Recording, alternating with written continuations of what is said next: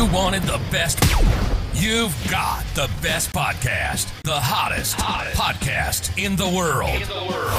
The Chris Voss Show, the preeminent podcast with guests so smart you may experience serious brain bleed. The CEOs, authors, thought leaders, visionaries, and motivators. Get ready. Strap yourself in. Keep your hands, arms, and legs inside the vehicle at all times, because you're about to go on a monster education roller coaster with your brain. Now, here's your host, Chris Voss. Hi, folks. Chris Voss here from thechrisvossshow.com. There you have it, thechrisvossshow.com. The musical coming to you soon from the Chris Voss Show studios in Chris Voss Landia. We hired an opera singer for it. It's been a week. I'm still trying to get over it. That was half yodel, half opera. Wasn't it? Was it though? She did such a great job. She's like one of those classic people, and she's like, this guy's an idiot. What does he want? He wants me to do this. Anyway, guys, we have an amazing guest on the show with us today. He's super popular on Instagram and TikTokity, as we like to call it over here. He's an author and a comedian. So if you don't laugh during the show, I don't know, you might want to see a psychiatrist there. So there you go. We're going to be talking to him about his infamous books, and some of the works that he has done. He's been on the show before. I think this is his second or third time on the show. It's been a number of years, and we decided to have him return again. But in the meantime, as always, we have to do the guilting and shaming of the plugs at every show. For some reason, the advertisers have to have their way with us. So refer the show to your family, friends, or relatives. Go to goodreads.com/Chris Voss, youtube.com/Chris Voss, linkedin.com/Chris Voss, and Chris Voss 1 on the tickety-talkety, although we're not as cool as my good friend Brad, who's on the show today. But we're trying to be. We're working on it. We're trying to get some of his suave on the social media network there. Give us 5-star reviews on the Chris Voss Show iTunes account. He is an amazing gentleman. He's an author. He's a funny bone. I've known him for, 10 or 15 years now. He's funny as hell. And we have him joining us now on the show. Brad Gosse is a Toronto-based comedian and author. Over his career, he's penned more than 100 humor books, which is approximately 100 more books than the average Twitter user has ever read. Boy, that's a trend. Isn't it 101 more books? It's a negative. Comedy style. His comedy style leans towards dark, sarcastic, and edgy, with the delivery so dry it makes the Sahara look like a water park. Am I doing his stand-up here? Imagine Ron Serling telling jokes, and you're pretty... Rod Serling, actually, telling jokes, and you're pretty much there. On his social media, he has a social media following that surpasses the 1 million mark. Brad is what you call internet famous, in quotes, which is like being regular famous, but with more trolls. I am doing his bit, aren't I? Am I copying a stand-up? Is this legal? Is this copyright? I don't want to come up and get punched by... no, it's all written by ChatGPT. You're good.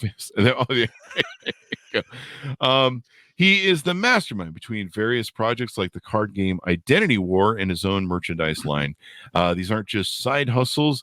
They're side empires. Well, if it makes the side bitches happy, then there you go. Welcome to the show, Brad. How are you?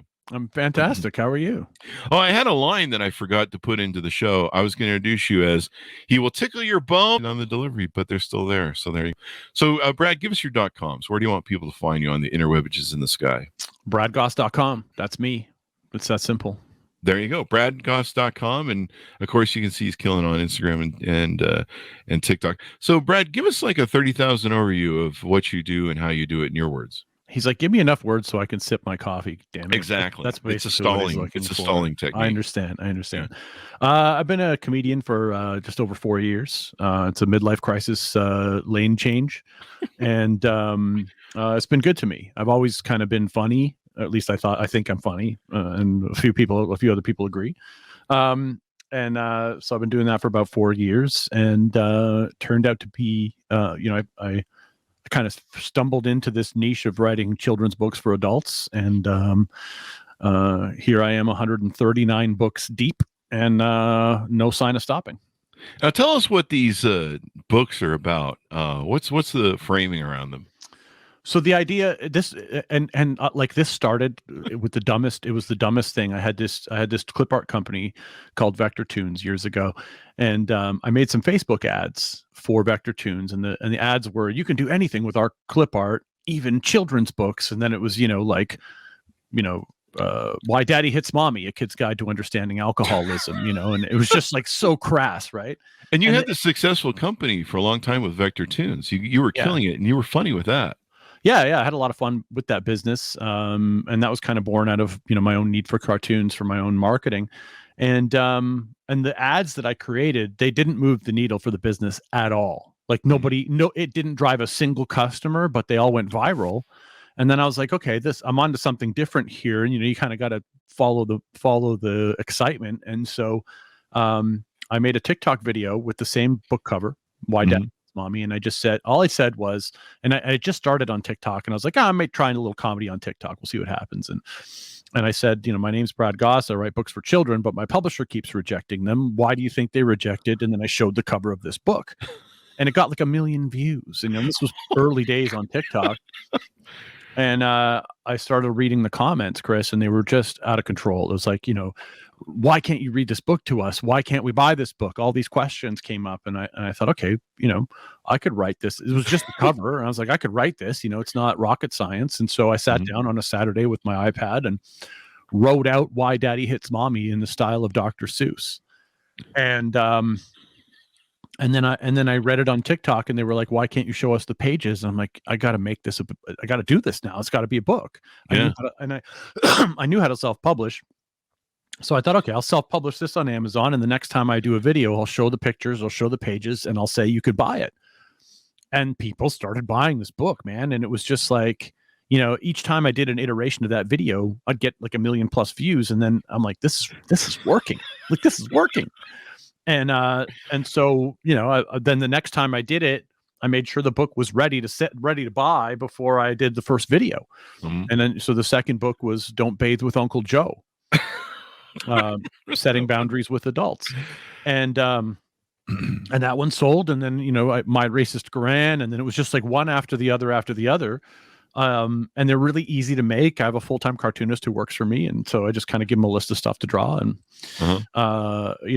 it's one of those things that I stumbled on, but I've always been one to learn that if you stumble on something and it works, double down, triple down until it doesn't work anymore. And somehow it's still working. It's still working. 100+ books in. Yeah. And so they're irreverent, they're snarky, they're comedy. It's interesting because I follow you, as you know, and make comments on your thing, and there's a lot of people who, boy, you sure hit their trigger button. They do not have a comedy bone. No, I love that. Because what I've learned is, and you probably know this too with social media, the people who love you, they'll tell you that was funny, and you'll reply with thank you, and that's the end of your exchange. Yeah. But if somebody says you're grooming children, we're going to have 99 comments deep in that thread, and you're going to drive way more engagement to my videos than the people who love me. And the whole time you think you're just, arguing with me, but you're actually getting me more views, and you're making me, fractions of a cent every time we do that. And it's like, it's just, and I have a thick skin because I come from the internet world. I've always been online doing, and so I've learned to take a lot of abuse. And so for me, triggering people is like a sport. It's like sport hunting. And I love triggering people. Like, it just makes me smile from ear to ear when someone they don't understand comedy and they just hate me. It's like, it's the best feeling in the world when I'm misunderstood. There's a lot of that going on the internet. For years, it was like 15 or 16, 17 years we've been on, I think since officially 2006 on YouTube. And for a long time, people, they write those trolling comments or hate comments, or they're going back and forth, having some nuclear war or whatever. And you're like, hey, thanks. You're insulting me and telling me how stupid and dumb I am, but you're actually getting me paid to tell me how dumb I am, because I pick up, like you said, a penny or two. Yeah. And you know what they say when you say that, right? They always say, oh yeah, enjoy the half a cent that I just made you. And then I always reply with, now you know your value. Oh, wow. Right? It's just like, So give us some of your top titles or favorite titles that you've written, so we can tease some of these out to the people. I just happen to have a stack right here because I always have them at my desk. So, a stack. Mom's OnlyFans, New Beginnings from Difficult Choices. Oh, that's a good one. One of my favorites is Race Wars. Mom and Dad's Swinger Party. This is the one that got me death threats. Wow. Actual death threats. And one of my newest books is called I Love Corn. And you have the artistry there. You have the Dr. Seuss like pictures, and then you put the spin on the words. It's just brilliant what you do. And they're funny, they're simple. Like, you're not writing War and fucking Peace over there. No. All 139 books don't even come close to the word count of War and Peace. Yeah. Like, they don't come close to the word count of any of your paperbacks. You know what I mean? It's just like they're 50-word books, 60-word books. I feel like an idiot. Why did I write my whole book of all those words? I was like, hey, you got to go over a certain word count. And they're like, you're like, yeah. And so you go on, what's that random site that you go on where you randomly meet people on the internet? It's called Omegle. It's like a chat roulette of video. It's like Zoom for strangers, right? You just you double click escape and you have a new stranger every time. And it's where I polish and practice my crowd work. There you go. It's funny, you become internet famous. Like, you'll be sitting there just doing videos, either live or whatever on your TikTok, and these people know you. They'll be like, hey, it's the guy. Yeah. It's the guy. It's the guy. It's the guy. It's the children's book guy. Yeah, and they call people over and stuff. Yeah. And I get stopped in the airport. Like, it's I love it. I love it. And then you give dad advice too. I think that's pretty funny. I like the dad advice. I love giving dad advice. Yeah. Because I feel like it naturally fits in with reading you stories, right? It's like you were getting a bedtime story, and then you get a couple years older, and now you're going to get dad advice. Wow, there you go. So these books are killing it. They're funny as hell. You do have to have some comedy. And now you've kind of stepped into, over the last few years, I've been watching you into doing stand-up comedy. Yeah. And how's that working out? Horrible. It's a lot easier. I like to say I'm a stay-at-home comedian because, like, it's a lot easier here in my basement where I kind of control the environment. I can, if things aren't going well, I can just, delete the video or whatever. But, I've been doing a lot of stand-up. I love it. Audiences are mixed. Sometimes they love it. Because I go dark, right? I tell a lot of dark jokes, and like, I joke about things that people they're not sure if they're allowed to laugh about, and so they all kind of look at each other, and while they're looking at each other, they go, oh, because they don't know. And so, just like I like triggering people, I actually don't mind being up on a stage and listening to the entire audience just groan. And so, whenever the punchline of a joke is either about homeless people or George Floyd, I'm going to get groans. Yeah, it's hard now in comedy. I mean, a lot of Bill Maher and everybody, they talk about how hard comedy is now, where so much wokeness and people just don't have a funny bone anymore. I'm okay with it. I'm happy to trigger. I really am. Like, it sounds silly to say it, but I really am happy. Like, I've watched back my tapes, where I'm doing it in front of a crowd, and I hear those groans, and I post them on social media, and people are like, "Oh, you bombed." I'm like, I didn't bomb. You know what bombing is? Bombing is when they're silent. That's bombing. Yeah, that's if I make them laugh a little bit or groan a little bit, that's not bombing to me. That's like, hey, I got a reaction. I made you uncomfortable. And even if that joke made you uncomfortable, the next one's going to make you laugh because you need to feel better. You've got to find that you've hit the bottom and you got to come back up again. Yeah. The greatest comedians are the ones who can die on stage and then kill with it. Yep. Like, some of my greatest, funniest comedians. I'm thinking of the one that passed away recently. That was a Canadian one who used to do SNL's Norm Macdonald. Oh yeah, Norm Macdonald. He goes on Conan and just fucking reads the paper. Yeah. People are going, "This is the driest shit ever. What is going on?" and he just does that. And then for folks on YouTube, we want to encourage people to go watch us on YouTube. If you're listening to the audio on this, which most people consume, you've got to see Brad's background. You got a hell of a collection back there. What are some of your favorite pieces back in your collection? It engages the children, which I love to do. It's a comic book collection, and then there's some coins back there. But my favorites are, there's a couple comics, and it's right off my left shoulder here. There's one there called Murder Clowns. That's mine. And I published my own comic, and I got them graded, and that was like the most fun thing. Really? Yeah. So I kind of like looking at, like, because I'm a narcissist, I love looking at my own shit. Stuff. Am I allowed to curse? Yeah. Okay. Yeah, I like looking at my own shit. So, I my favorite pieces are my own pieces. Yeah. Well, they should be. You should love your work. But you've got all sorts of collectibles. I see an Action Comics back in there. One of those first like Superman or Spider-Man or something. I can't make up the thing. But I'm sure the kids love that too. That's a draw, the background. When I'm doing those Omegle videos, or you're just discovering me for the first time, the background will keep you long enough through a premise to sort of, make you like, okay, this guy's funny. So it's like just interesting enough. And my favorite is, every once in a while I'll do an Omegle with a kid, and like some, teenage guy, and he'll be like, that's a green screen. Okay, go pick up the Superman or whatever. And then I go pick it up, and he's like, whoa, like. The internet's something else, but TikTok, that place is something else. It's crazy over there. I need to sign up as one of those vendors or whatever to sell shit like my book or something. But it's hard to stick out now. It's gotten so huge and stuff. But you're just killing it, eating up over there. What is some advice that you can give people that either want to start their own business, because I know you've started a lot of companies, or to be more successful in TikTok, to people that are out there, or social media for that matter? Nip slips are the best thing to do. Nip slips. Yeah, you need to make sure your nipple slips out every now and then, and you'll go viral.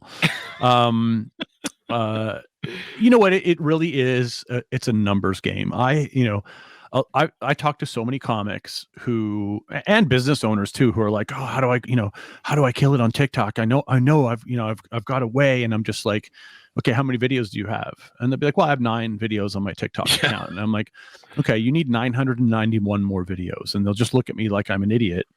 I have over 4,000 videos on my TikTok account. Wow. And so I literally shit out content, and I do the same stuff multiple times. People don't realize that it is a game of, like, sometimes the same thing won't go viral. It'll go viral the second time or the third time, and you're like, why did it? Like, I've had books, Chris, that are like 3 years old that I've read 4 times on TikTok, and then the 5th time I read it, it becomes a bestseller. Wow. So it really is just like a numbers game. You have to do it as many times as you can possibly, manage. And for me, that's a lot, because I just know that, content diarrhea is the key. Content diarrhea. This is the title of your new book. It's the title of my business marketing book. Yeah. Business book. Yeah. It's my keynote speech that I'm going to do. Diarrhea. And we've had people on the show that are, they've used the F word. They've used the S word on the titles of their book. I mean, there's been some that I'm like, are you sure random, the big publishing house published this? This was self-published.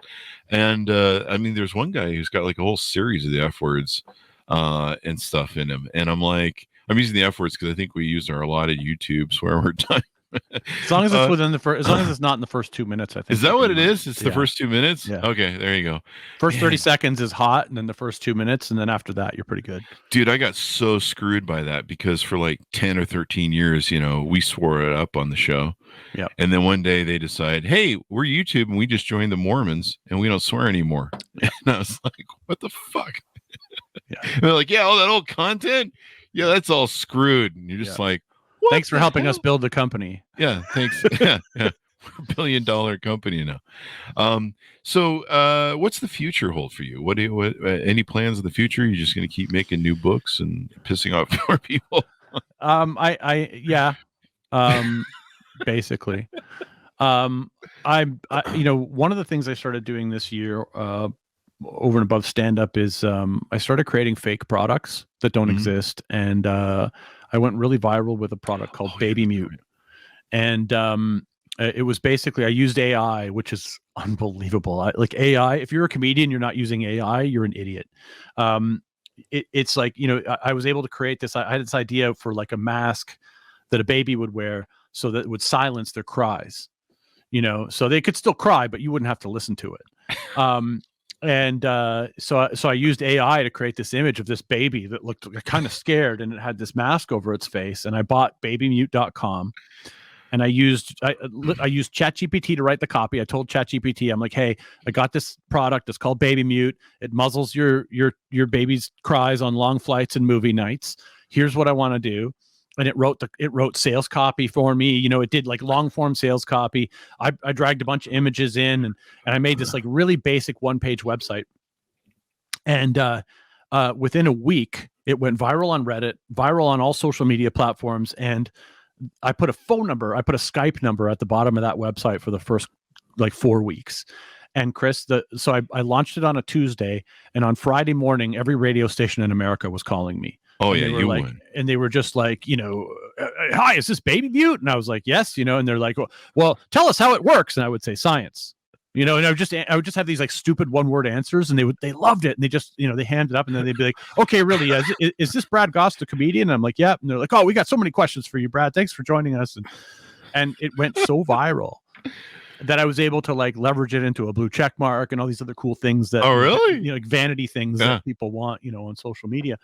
And I got a lot of good news coverage from doing that, and my publicist fired me that day. She was like, she was like, this is not the kind of a client that I want to work with. And she fired me. And it was funny because we had just started working together. She had to return my money because I gave her a retainer, but she was disgusted because she was a new mom. And of course, you cannot even pretend to abuse babies when you're talking about new moms, right? They're just like, nope. So, she's like, this is not a good direction for your career. And I'm like, you're saying that, but I'm going 10x on this. Like I'm going to do this way more. So this is where we part ways. We're cool. Thanks for my money. So that's kind of been a thing for me. Is like, so I've done some other fake products. Like I did one called Toddler Shred, which is basically like your baby's fat and, needs to, here's some protein powder for your fat baby. I did, just a bunch of random, product ideas that were, things that don't exist. And that's kind of done well. And then I did a card game this year with another comedian, Jay Rainville. It's called Identity War. And the object of it's the most anti-woke game you've ever seen. The object of the game is to collect protected groups and become 3 protected groups. So you could win by being a gay disabled woman. Or you could win by being, trans, Muslim, indigenous. And so, and the artwork in the game is in my style where it's just like really, really, not appropriate. And that's done really well. We did a Kickstarter for that. It tipped the campaign and did some good numbers, and we've been able to sell a lot of copies of that. And then I'm also working on so I have this. We did a pilot for it. It didn't do as well as I hoped it would do, but I'm not stopping. For a children's style adult show called Brad's Apartment, where basically it's like a cross between Mr. Rogers' Neighborhood and Sesame Street, but it's for grown-ups. So like imagine arts and crafts time where we teach you how to put a condom on a banana or that kind of a thing. Are you going to do the whole sweater switcheroo with the slippers? No. I don't want to go. I don't want to imitate it. I want to. It's inspired by, but not a parody of. So the idea is just to have like this in this format. Like I have these cartoon characters that I created, like Becky the Throat Goat. Mm-hmm. And so Becky the Throat Goat, I'm like right off to I could show it to you, but I spent like $2,000 on a Hollywood puppeteer to make a Becky the Throat Goat puppet. And so she's this like slutty goat that's in love with me. And then I have like a Cucumber Curtis, who like, is sad at the grocery store because nobody's picking him. And then he winds up inside your mom. And then I have Clip Clop, the racist horse. And he's like a former police officer and he's racist. And so he kind of, it's just, it's ridiculous. And I'm hoping to do more with that. And it's comedy, but you're going to play yourself in real life, and then you'll have the puppets like yeah. Sesame Street? I'm just me. I'm Brad. Yeah. So you're there on Sesame Street. It's just me. I'm the adult. In every one of those shows, there's puppets, and then there's an adult, and I'm the adult. But the idea is like, like the pilot that we did is basically like, oh, the supervised visitation monitor is coming, and we need to clean this place up before she gets here. That kind of a thing. Like I'm this like bad father who's like trying to get his kids back, but it never happens because him and the puppets are just such degenerates. I watched when Eddie Murphy did Mr. Robinson live, and I caught I missed the first season of SNL, but I caught it at the tail end and watched all that shit go down live. And I remember seeing that for the first time, and I was on the ground and I couldn't fucking breathe because I had never known that I had always wanted to see a parody of what was his name? Mr. Rogers. Mr. Rogers. Yeah, Mr. Rogers. I wanted to see that too. That's absolutely what inspired my favorite movie. I don't know if you've seen it. Is called Death to Smoochie. I think I have. Haven't I? Robin Williams, Ed Norton, Danny DeVito. It's one of the best dark comedies ever made, and it's about a failed children's entertainer. I'm not sure if I have. Oh, I'll have to check it out. Highly recommend it. That and Two Girls, One Cup are the absolute best movies you'll ever see. There you go. People, we live in an age where comedy is so hard. And people just don't get it. There's all this woke and triggering and victim. We live in a victimhood competition culture. We talk a lot about that on the show with a lot of authors that come on now. And comedy is it's so important from a human aspect to look at who we are and our behavior. And it's such a great vehicle to look at ourselves. But Jesus, if we kill comedy, I mean, this world's going to get pretty dark. You touched on how you've dealt with some stuff with like PR agents, and I'm sure you've had to fight with TikTok and YouTube for your videos, probably Amazon too to publish some of your books. Tell us what that's like. How do you overcome that, or how do you deal with that when you're trying to be censored? You just have to learn what you can and can't get away with. And I've learned, and I want to kind of touch on that because I feel like there is that sort of, competitive victim mentality that you talk about. And it's like they're professional victims and they need to dump their trauma and they need to tell you their thing. Right. And what I've learned is everybody has a thing, and they're like, they all say the same thing. I've been following you for 2 years and you're hilarious, but today you crossed the line. And I'm like, today? Like today? Like my first book was a man beating his wife, and today I crossed the line. Like, are you sure about this? And they're like, yeah, you made fun of crystal women, and I'm like, what? You're a misogynist, and I can't, this is where we part ways. And now you're a misogynist. I'm like, bye, loser. And I really think if you're going to be a comedian, you can't care. You have to not care about when you lose that fan. And I actually put it in my bios. I say, eventually I'll offend you, but we can still be friends. And it's kind of a thing because I know that's going to happen. I know at some point you're going to tell me I've crossed the line. And to me, there is no line. It's an invisible line that everybody has a different place for. And so I really think that, you got to learn, like TikTok is the hardest.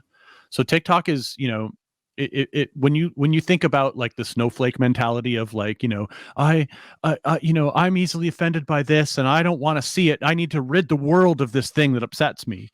That's TikTok. You're not allowed to talk about racism on TikTok. It's hate speech. If you're white and you talk about racism, you're a racist. So if I have a racist horse, he's banned from TikTok. Like he's not allowed on TikTok. I have a book called My Racist Dog, banned from TikTok. My Racist Gran. I'm talking about racist people in a negative way.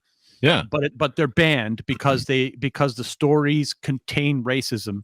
And even though it gets to a place in the end where that person is bad or that thing is, Clip Clop, the racist horse cop, gets fired at the end of the book, doesn't matter because halfway through the book he tramples a black person. So, there's kind of this mentality that you can't even talk about these things anymore. And that's only on TikTok. So Instagram, I've never had a community guidelines violation on Instagram. The only time I get community guidelines, actually, that's not true. I've gotten them on Instagram, but they've only been for comments. So I've learned not to respond. Like if I respond to a comment on Instagram, I'll get it taken down. But if I just make a video, it's never come down. Yeah. YouTube, same thing. Twitter, same thing. But TikTok, I am right on the line with TikTok. So I've learned you can have 3 violations in 90 days. And if you have 4, you'll be banned. And so what I do is I take breaks, right? If I hit that magic, I will appeal every violation, and I'm pretty good at learning what I can and can't do. So lately I haven't really had that many, but if I get one and I can't, and I appeal it and it doesn't win, that's fine. I keep going. And if I get 2 and I appeal it and it doesn't win, that's fine. I keep going. But if I get 3, I put them in my calendar and I'm like, okay, I've had 3 in the last, whatever days. I'm not going to post for another 20 days, or I'll post the most tame ass content or repost old stuff that I know I'm going to get away with until that 90-day period is over and I can kind of reset and start again. And then they're fine, right? It's just like, so understanding how this stuff works allows you to kind of play within the boundaries of each platform. But TikTok has the most people get the most offended there. And they report the most stuff there because they know they can. And when you talk about things like cancel culture, it's a real thing. There are Facebook groups of Karens who gang up on you at the same time and go report the same video in the same hour so that TikTok will take it down. And then I appeal it and it goes back up.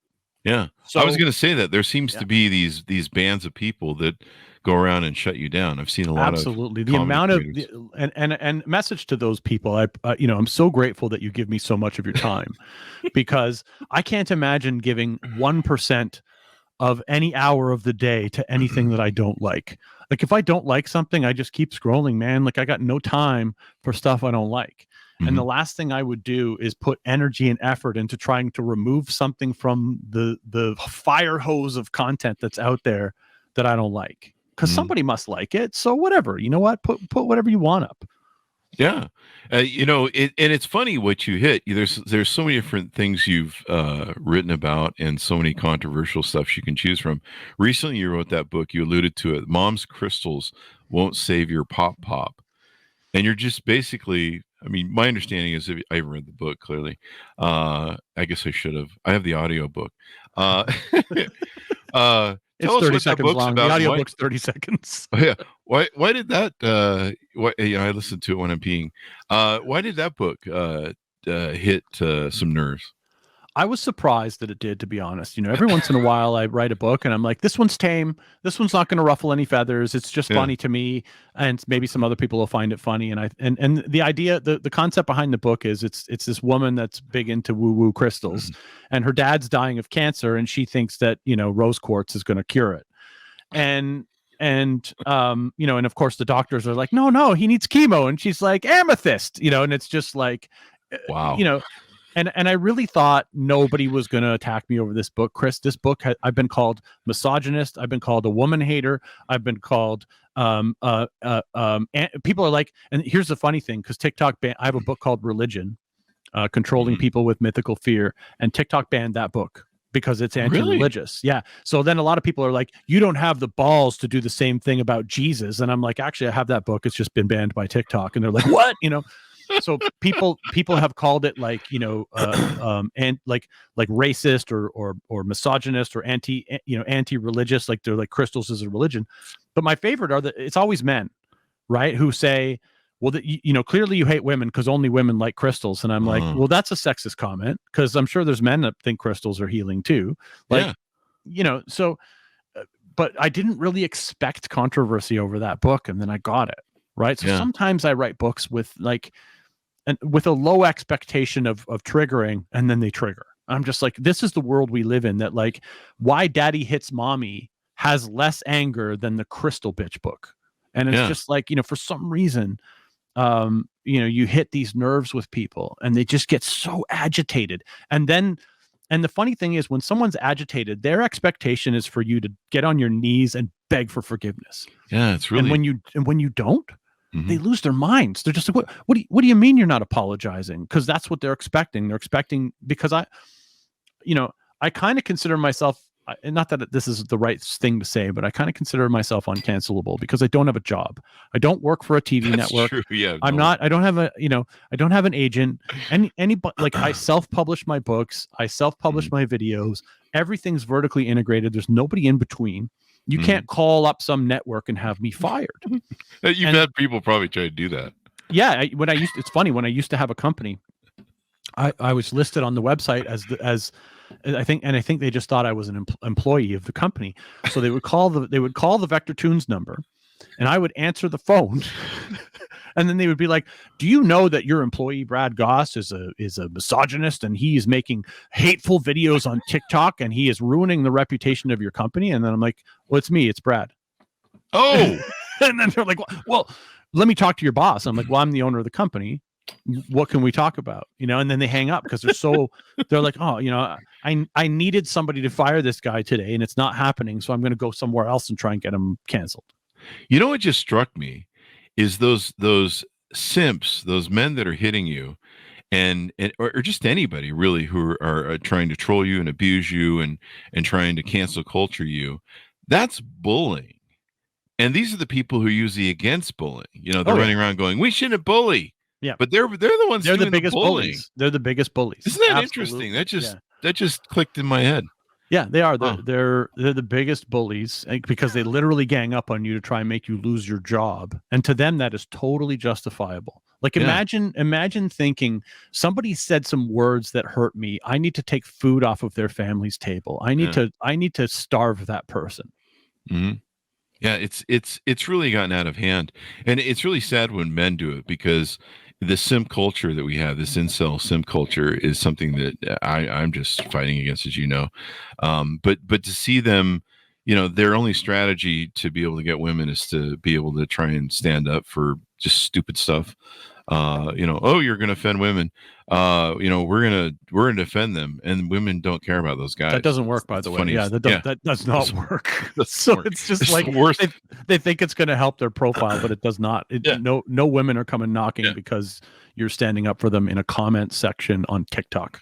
Has that ever been a thing? Has there maybe you should do like a parody of that, where you should have people sit down. You know how they used to sit down and do those like, it wasn't Harry Met Sally, and they had the side, I forget what they call it, but the side bit where they had the old couples, like, how did you meet and fall in love? And they're like, "Oh, we saw each other at Times Square one day." Maybe we should have that, like a parody thing where you're like, "How did you guys meet?" "Oh, he stood up for me in a comment, and I was like, what a great simp, and I married him."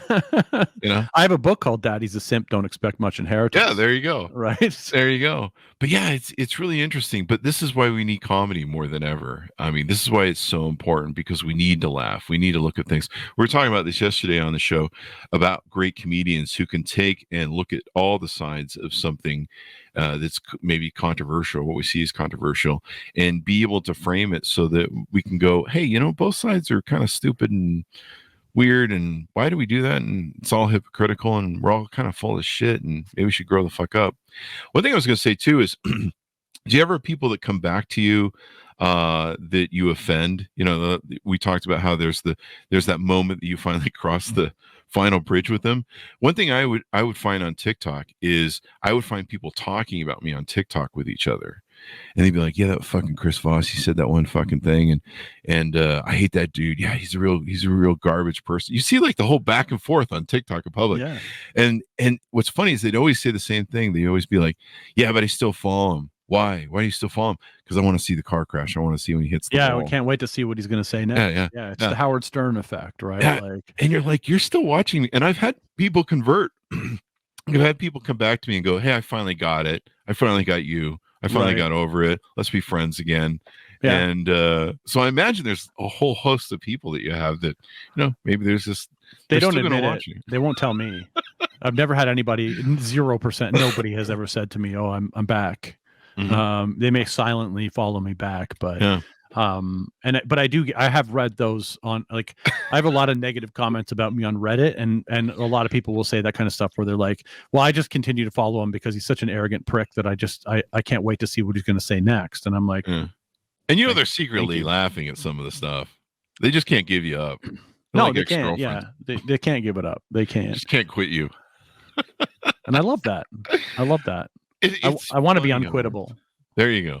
It's funny how that works. I mean, I just found one of my ex-partners, my ex-business partner from, geez, we were friends when I was 13 and we had a company for 13 years. His wife now, she was a girlfriend at the time we were in our companies, is still stalking me. I found her making comments on she's blocked on Facebook, but found her making comments on the Facebook. And I'm like, 40 fucking years and you're, what? Yeah. Get over me. Apparently, I mean, I'm not that great. apparently she never wanted your partner. Oh, wow, dude. That's a bad image to have in my head. It was all about you, Chris. It was all about you. Yeah, she was one of those people I'd never date. There's none of booze and drugs and alcohol and I don't know, crack cocaine and fentanyl in the world. So that's where we're different. I'd bang just about anything. Well, aren't you married now again? Yeah. Yeah. Well, see, married guys. It's a married joke, people. So what have we touched on, Brad, that you do and we can promote for you before we go out? What haven't we touched on? We've touched a lot of things. You do in your books, evidently, or in comedy. What I was going to suggest is, since you pissed everybody off with the crystals, maybe you should go on a crappy career run. Like, have you done one on MLMs? That'll piss some people off. I haven't, but that you should. It could work. I feel like it's one of those things that gets attacked a little too much. So I find, like, if everybody's piling on, it's not for me. But maybe ayahuasca. But maybe it's like that's the whole thing where you go to Peru and you get some poor people to make you high so that you can find yourself and go back to your first world problems. I think that's probably something that could be touched on. I actually have a book coming out in a couple of weeks called Girl Math. I don't know if you know about that trend. No. Oh, wait. Is this the same as the Ho Math guy on TikTok? I don't think so. There's there's Girl Math, which is the idea that if you buy something you return it, it's like making money. Yeah. Right. And so you just made money by returning something, or if you buy something for $50, but you get free shipping at $100, but shipping is $5, you spend $100 to save money. Yeah. Right. I've seen the TikTok people do it. I've had girlfriends do that to me too back in the day. They'd be like, yeah, I got 30% off, and then I returned it, so I have 30% more to spend. And then if I go someplace and I get 50%, then I have 80% off to spend. Yeah. And you're like, that's not the way it works. That's not how that works. But what was the other idea I just had for you? It wasn't MLMs. Oh, you should do one on the ketamine stuff. Have you done one on ketamine? It's getting really popular. There's some local places that popped up here that do ketamine therapy, and I know Elon Musk it's like getting huge here in America. And Elon Musk evidently is a ketamine cowboy, they call him. Really? Yeah. I've never tried the vitamin K. Actually, I shouldn't say that. I think I did once, but I didn't like it. Yeah. But you don't remember, probably. Yeah, it was. I think I took too much. I used to, the bodybuilders, the male bodybuilder models for my modeling agency used to take Special K, and they would go shoot each other up with testosterone in the buttocks in the bathrooms, and I'm like, why do you tell people that you do that? What's the ketamine for? Why would you take it for bodybuilding? I don't get it. I think they used to call it Special K. So I think it's the same thing. Special K. And I called it vitamin K, but it was Special K. It was part of the horse tranquilizer cocktail they were taking, and I never knew why. But they would always come out with their shirts off and be all excited about everything they did in the bathroom, and just like, you're shooting each other in the butt. Maybe you should do a book on that. They're like, yeah, I would love to do one on testosterone, because there's a lot of dudes taking testosterone right now. I feel like that's something worth making fun of.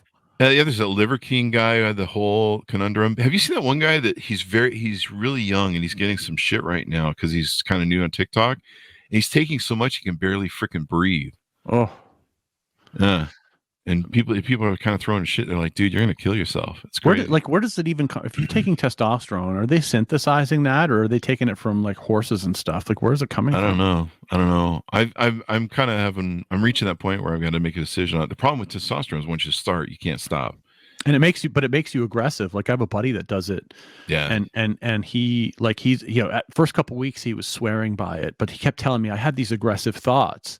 Mm-hmm. And like fast forward a couple years later and he's like, I fought a dude on the plane. And I'm like, what?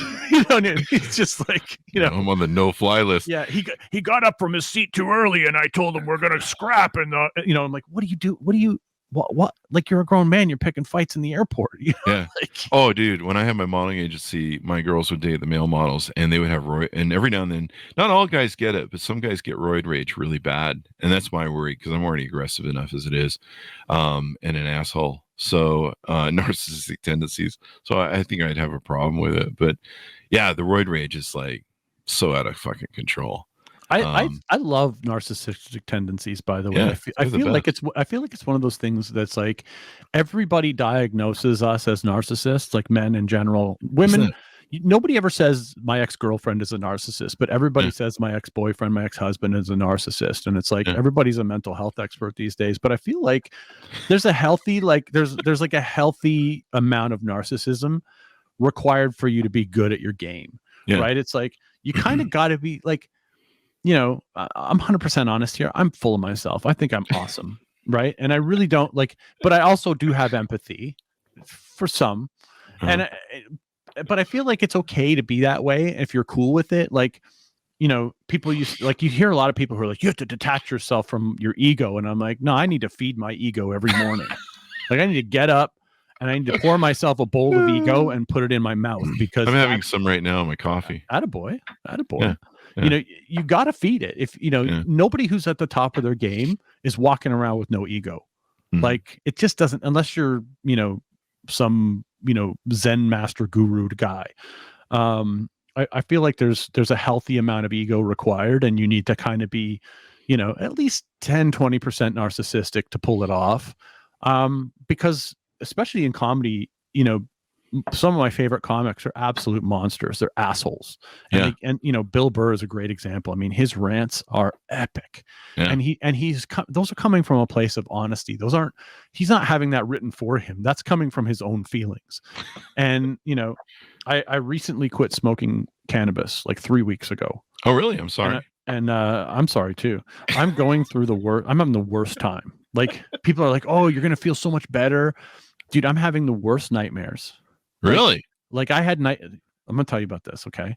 I had a nightmare last night and who knows where this stuff comes from. Right. But I had this nightmare that it broke into my elementary school and then the alarms went off and I started running and I looked behind me and I can't remember what they looked like, but somehow I know they were Mexicans.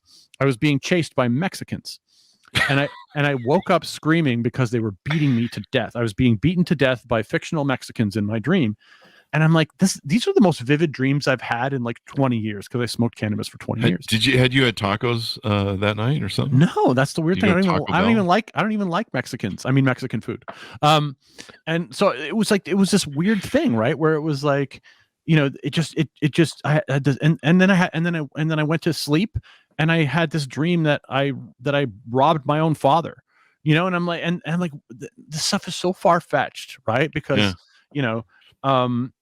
are you trying to get off the pod or can you take edibles? I take edibles. The edibles don't do anything for me. I wish they did, but they never have. And it's like, it seems like I can take a ridiculous amount of them and have zero effect. And then one more milligram and I'm a monster. And there's just like no in between. And so it hasn't worked for me. And I do love smoking. Like every day I think about it. And like it's been 3 weeks and I only quit because I had a bit of a chest infection and I was like, okay, I need to stop because it's messing with my lungs. And then it was like a week went by and the chest infection went away and I'm like, let's try to sustain this. Mm-hmm. And I don't even know where I was going with this, but I quit and I'm still waiting for it to be good. Like, I haven't gotten to the place where I'm like, I've had zero positive effects from this for whatever reason. It's just like, it's been hell. And it's like, I crave it. I'm having negative side effects from not doing it. And it's like, it's really bumming me out. I'm like, where's the upside of this? Cause I haven't found it yet. Maybe it'll happen in 6 months, but I don't know if I can wait that long. Do you have an addictive personality? Did you used to smoke? Cigarettes? Yeah, I did. Yeah. Yeah. So there's probably a connection there. Yeah, I think I quit smoking cigarettes, kept smoking weed. I think I traded one. You trade addictions. That always happens, right? Yeah. So I'm just waiting for my eating disorder to kick in. Yeah, kick in. You'll be like 400 pounds like me, and then you'll be there. I could pull off fat guy. I could totally pull off fat guy. Don't do it. I recommend it. I got fat guy vibes. Get another addiction habit. Like, I don't know. Yeah, you ever see these people that they're always talking about porn addiction and they claim that they don't do porn anymore? Have you done a book on that yet? No. There's these coaches on TikTok all the time, and they're like, men should not watch porn at all. And I forget what they call it, but it's code for wanking the monkey. Fap. Yeah, you don't fap anymore. No fap. And they're coaches that do this. Like, I don't know. Do you ever want to have a conversation with the guy? Hey, you know what? Have you, spanked the monkey today? Tell me the truth.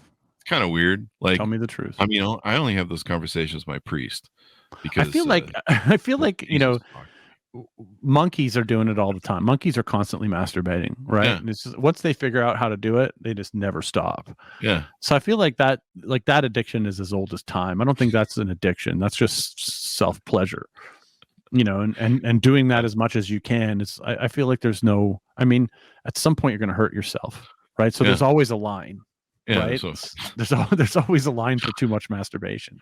Yeah. But it's kind of extraordinary to me, and it's weird when I see women doing it. It's like, why are you giving men advice? You have no idea what goes on in our heads with with our sexual attraction, and but yeah, there's these coaches that what gets me about them is they claim that they quit like doing it. Like, right. I quit in 1985, and I haven't touched that thing since, except to go pee, and I'm like, come on, man. It's like with those preachers who always, say gay people are bad, and then they get caught with, a bowl of meth and some guy in a massage parlor, all the time. in a cubicle in a men's room. Yeah. Anytime you hear one of those preachers or somebody on the right talking about how there's a glory hole nearby. Yeah, you're like, that dude's in the closet. It's just a matter of time till he falls out. The louder you roar on the thing. And so I always wonder about those guys. I'm like, we should be able to like look at people's browser history and see what they've been watching and stuff. So, I feel like if you're like, and this is a male specific thing, right? But like post nut clarity is like a real thing, right? Yeah. And like there are times where if you don't take care of that, if you don't take care of your need to do that, you're not able to focus on anything else. Mm-hmm. At least me, right? So sometimes like I need to get on with the day, and I just need to clear my mind of all these thoughts of like, having, whatever 6 cheerleaders, whatever it is I'm thinking about. This is the first thing that came to mind. So why not 7? Why 6? Why stop Come there? on, really 7? I mean, we're be gluttonous. I don't know, dude. I mean, there's only so many digits. You know what I'm saying? But I feel like without doing that, you're not able to get to the other side where you're like sometimes guys will be, and I've heard stories about this where when you're single and you're chasing some girl that you don't even really want, you're just sexually attracted to her, mm-hmm. and like if like and he'll be texting her. And it will be like furious texting, and she'll be responding, and he's like, I want you, I want you, I want you. And then he goes and jerks off. Right. Uh-huh. And then he just completely ignores her. And then she's like, what happened? Where did he go? And it's because he realized he doesn't want you. Yeah. It was all, in the digit. And like, and now he's over it because he took care of himself. And so it's like, there's this weird, I don't know. I feel like it's like without getting that clarity, I know there are times in the day where if I don't take care of it, that's all I'm going to think about all day, and I'm not going to get any work done. The second half of the show's gotten real personal, Brad. I feel like we should have Dr. Ruth here to help us out with the show. It's more of a Dr. Phil. It's more Dr. Phil than Dr. Ruth. Yeah, because I feel like I need to go to Turnabout Ranch. I feel like I should be helping you with this. Like I'm your therapist. I don't need help jerking off, but thank you. You walked right into that one. You walked right into that one. Yeah, I have this image of, I'm looking at your background. I have this image that the whole floor is covered in dry socks. So what's going on? Yeah, there you go. So it's so funny. You have so many books that you've written, and that I have to actually ask you before I give you an idea for a book. Have you done this yet? And that's how many books you've written. Isn't that amazing? I love that. Like, I have to be like, hey, have you written a book about MLM stuff? And you're like, probably. It's just so funny. So are you just going to keep writing books then? You're going to keep looking for new material? Are you going to keep doing stand-up? Yes, to all the things. There you go. You recently in LA doing stand-up with some I did the Burbank Comedy Festival. Yeah. That was a lot of fun. But as a Canadian, I can't get paid in the US. So I have to go for free and on my own dime until I get my I'm applying for a person of extraordinary abilities visa. Yes. Oh, there you go. So once I get that, I can get paid. But yeah, the last couple trips to the US, I had to get $0 contracts from the comedy club so that I could go through US customs and say, I'm bringing money in. I'm not taking any money out. And they're like, welcome to America. So that, that throws a wrench into the machine a little bit, right? Where, even when the clubs want to pay, I got to tell them not to, and then they're like, "We love you," Yeah, please come back more. We love it. Yeah. So, I'm taking a break from stand up because here's the funny thing, right? You talk about TikTok and all this stuff. Here in my basement in Toronto, I can flip on my phone right now, and I can go live on TikTok. And in 1 hour, I can be exposed to 80,000 people. Holy crap. Pick up 3,000 to 4,000 new followers. Now, hopefully this isn't while you're mid-nut. It's post. It's all post. It's all post nut. And I can get a huge amount of people to watch me in a short amount of time without any warning, without any scheduling of the live, just like flip it on, go live, no warning, no, emailing my list. None of those things, and pick up a massive amount of viewers, and sell a lot of books and get new followers, huge exposure. Yeah. Doing what I'm good at doing on stage for 50 people or 100 people or 300 people. Yeah. And so like even if I go to Toronto to do a stand-up show, which I do fairly regularly. And it's funny when in the Toronto comedy scene is kind of weird. They don't really like you. Right. The attitude is, oh, you're famous on the internet. You're a loser. Really? They want comics who work at the bank, who come in and they've been doing it for 10 years and they're just, they hate the world. But when I go to the US and I post clips of me on stages in the US, the Toronto comedy clubs are like, hey, buddy, come on back.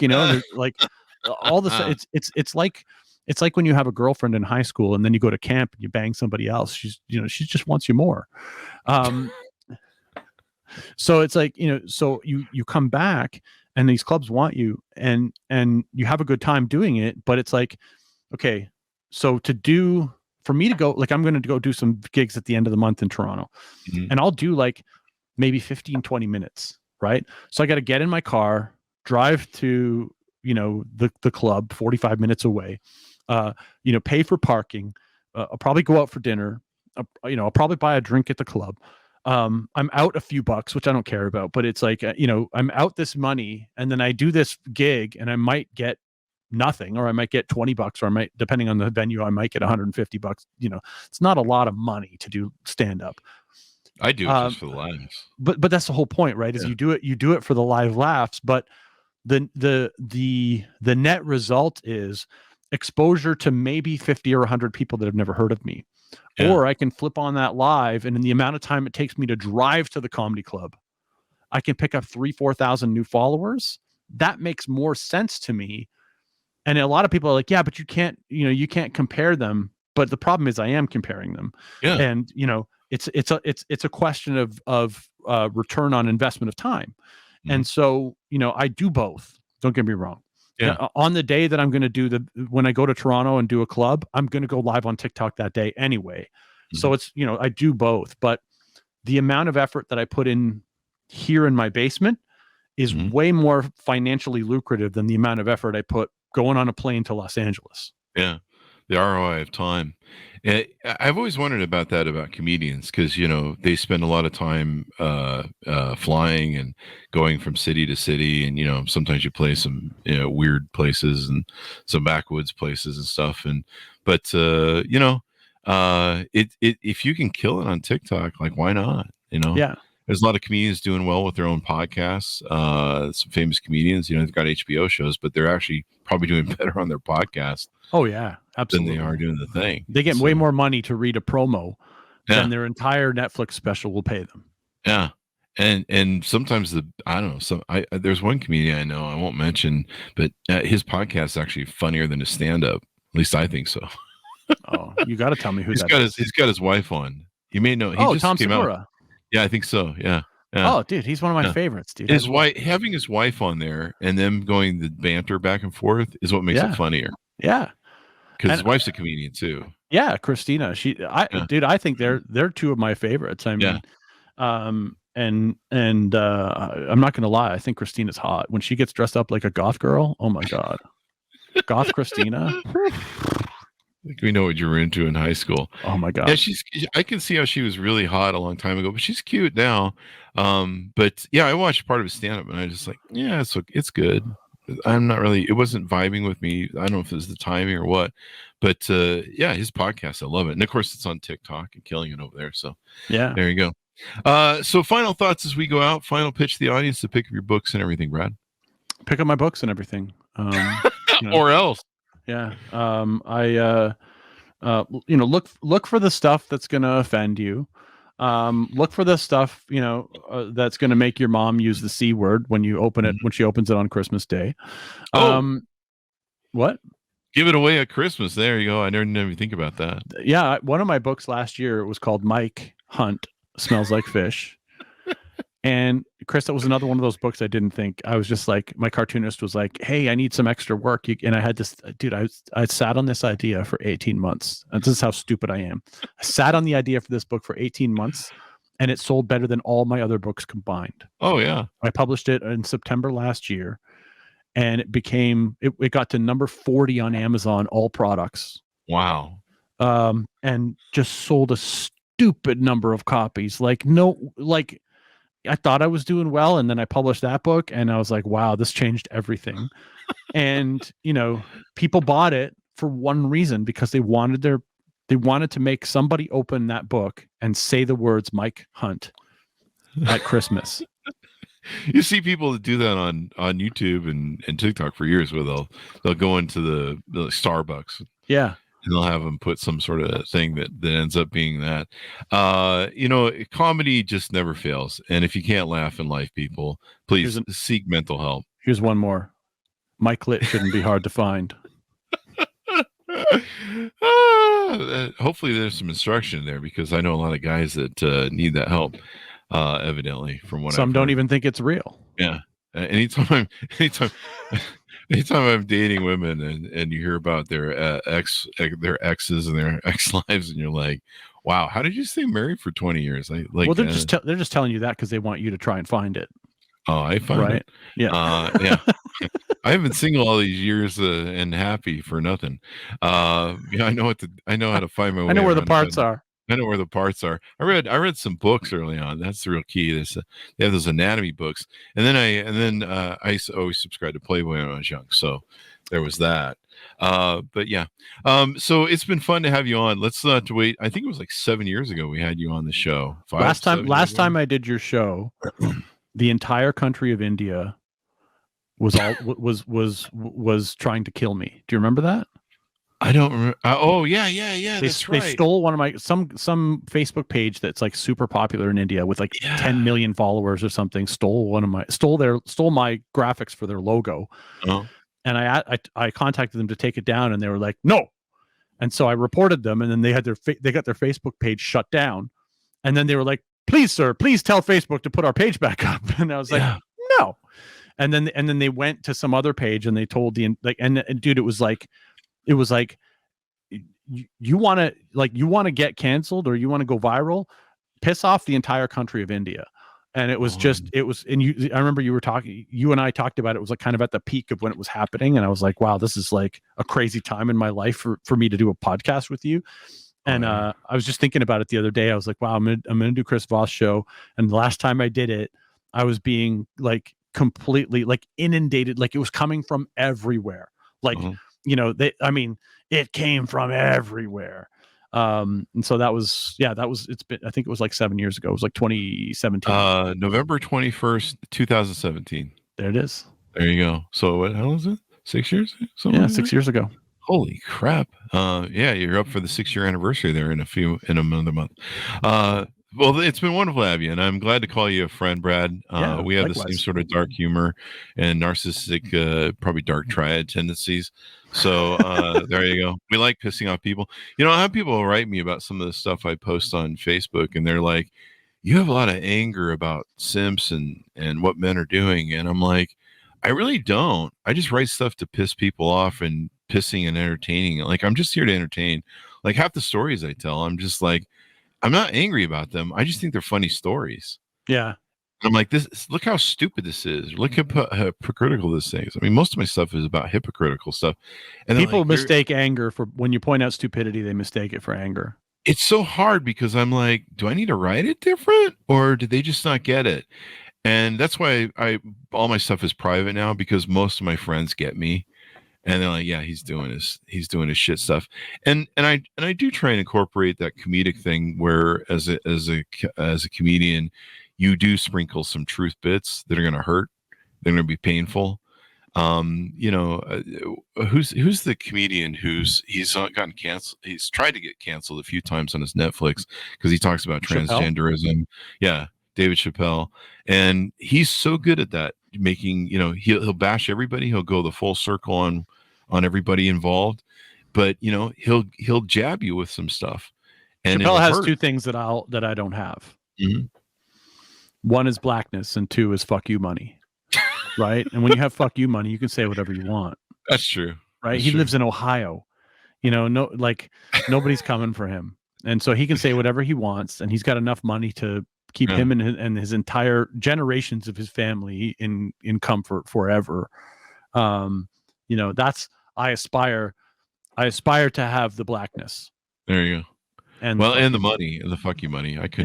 We'll just keep you and I working on that. So we'll get there one of these days. Yeah. There you go. So thank you very much, Brad. It's been wonderful to have you on the show. I'm glad to call you a friend again. Keep keep pissing people off. Damn it. A little bit of narcissistic and dark triad and Machiavellianism will get you laid. Right. So thank you for coming on. Give us your .coms one more time too, so we can get that out. It's bradgosse.com. That's how it's spelled. Just like that. Brad Gosse. Gosse. Got the stickers and everything. I got stickers. I got merch and everything. Get the merch. Got my own logo. There you go. So thanks so much for tuning in. Be sure to refer the show to your family, friends, and relatives.